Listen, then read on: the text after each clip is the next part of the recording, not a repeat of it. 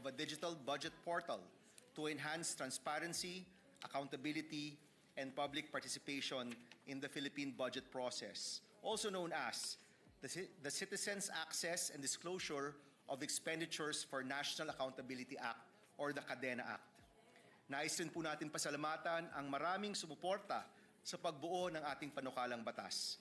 Nasa halos 250 po ang nakausap po natin mula sa government agencies kasama ang DBM, DICT, DOF, DOJ, DOST, SEC at BSP, kasama po ang mga private sector groups, businesses, tech group na imbestigahan ang flood control project ng DPWH.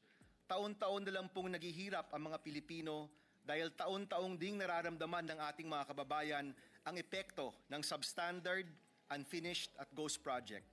Tuwing hinahagupit po ng bagyo at habagat, binibigyan diin po ng mga baha ang tungkol sa mga batas at nagawang trabaho natin dito po sa Senado. At nung hearing ng